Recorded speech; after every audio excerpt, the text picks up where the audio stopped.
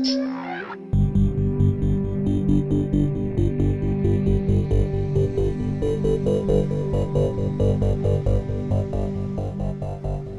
I'm Douglass Lodmell, Managing Attorney of the world's #1 asset protection law firm, Lodmell and Lodmell. My name is Paul Edwards, and I'm the President and CEO of CEDR, the Center for Employment Dispute Resolution. Well, today, Paul, what I'd like to talk about is an issue that's really coming up big in my office, and that is clients calling and they need to lay off a few people. And they are wise enough to know that there's something that they need to consider, but they don't know what. So what is it that we need to do if we're gonna lay off from 1 to 10 people or any number? Okay, well, it's good that they're genuinely concerned, and I'm going to go through a quick checklist here. It's certainly not all-inclusive because this is a case-by-case instance where you just need to look at each situation in each office, but I'm going to give you some general guidelines. An employee layoff analysis should include, well, first of all, if you have 100 or more employees, the WARN Act, that's W-A-R-N Act, it's a federal regulation, does apply to you, and you'll need to seek some more guidance before you go through layoffs. The next thing I want you to know is that COBRA extension for group health plans.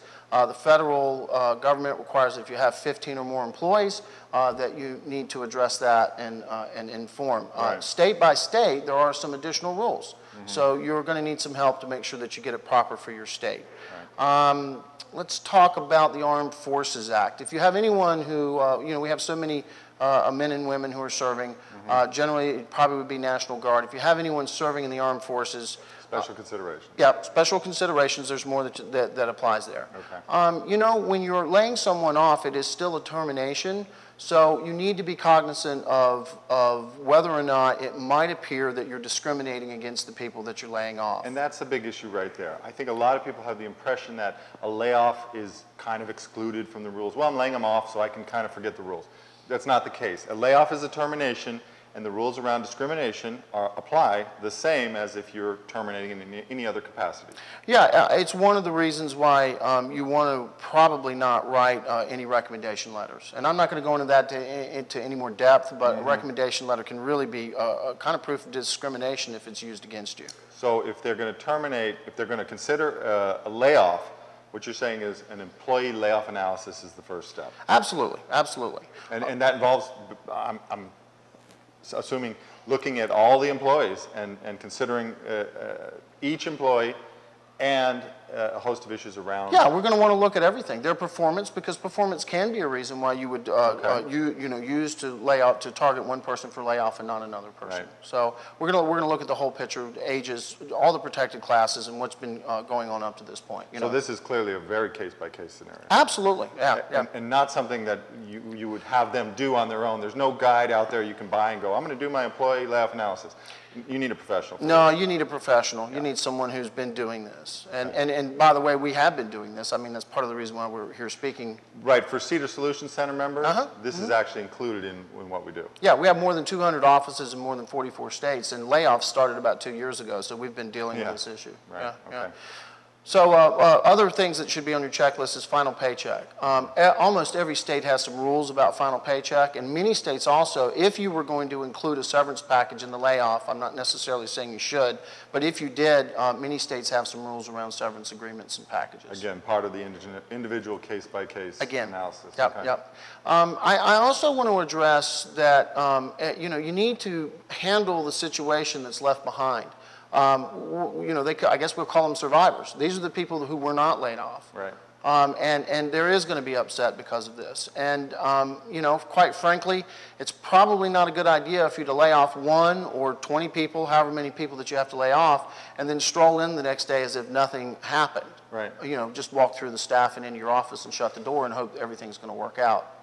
Yeah, this is huge consideration because it affects your ongoing production and your capacity. So you actually do want to get walked through a process of how to deal with people that you're not laying off, and what to say to them, and how to make sure that fear doesn't creep into that office. And if there are going to be possibly 2 levels of layoffs, would you want to let them know? Yeah, you do. You want to go ahead and communicate to everyone that there's the possibility that there may be additional layoffs, but that's all part of that kind of cleaning up. It's kind of the next day. You want to take it head on. You want to say, this is what my decision was. This is why we had to do it. You want to let them know that you value them, that you chose them to stay for a reason, and that if you can all work together, that we may be able to, not have that second level of layoffs. Right. Yeah. Right. Yeah. Okay. All right, good. The other thing that we have talked about is that, and I get a lot of confusion on the calls, is, well, I need to lay somebody off, and frankly, there's a couple people that I would have liked to have fired a while ago. I didn't get around to it, Right. And now I want to use the layoff as a reason, as an excuse to fire those people. Right. Yeah, so what you want to do is not fire them and lay them off, which is oftentimes we have offices that, we have owners that don't like confrontation, or they don't have time for it, or for whatever reason they just choose to let some things go on. And that's not a good idea. You need to have a good handbook in place with a process where you're documenting something called progressive corrective coaching. And you need to have that to support any decision you make, whether it's a termination or a layoff. But I cannot stress enough, Doug, don't use layoff when you mean to fire. Right. I get that, and there's some very specific dangers. If you think that layoff gives you a free pass, Nope. It doesn't. And if you haven't been documenting properly and doing the right things in your office, not only do you not have a free pass with the person you just laid off, but you're going to recreate the situation. Yeah, it's just going to occur again. So, I mean, if we're going to do this, and the risk is going to be there, but you're going to have to lay off. If you've got to do a reduction of force, you've got to do it. There's no other option. It's not like we can just stop and get all your ducks lined up in a row for 6 months and then do this. Yeah, if you got to do it, you got to do it. You have to do it.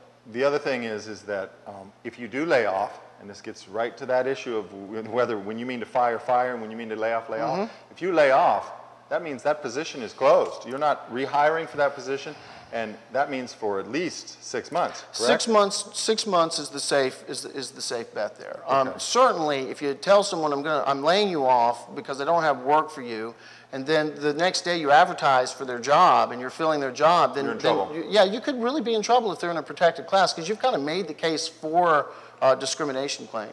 Which is back to, if you need to fire them, fire them. Don't use the layoff as the reason. Document it. Have a good handbook in place. Document it, and then terminate them for the reasons that you're going to terminate them, for their behavior. Yeah, exactly. Yeah. Okay, good. Well, I know this is a big issue, and the takeaways from this that I can see right away are you've got to do an analysis.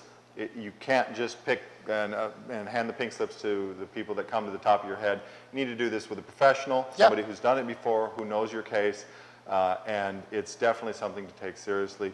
If you do need to pull the power back on your expenses, laying off, don't avoid it. And I think this is a big one, and I tell this to my clients all the time. Don't avoid this issue. It's just going to create a bigger issue. Hit it head on, handle the problem, do it the right way. Right. I know you've said it before, and you can handle any situation if you get the right support. Yeah, you can. You can handle any situation in the office. And I want to stress that if you do this,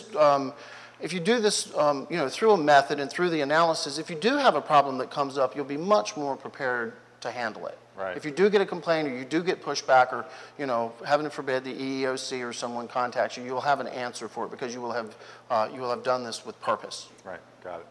Okay. Thanks. Yeah. That was good. Please, if you're a member, remember this is included as part of your process, so call us if you're going to consider a layoff.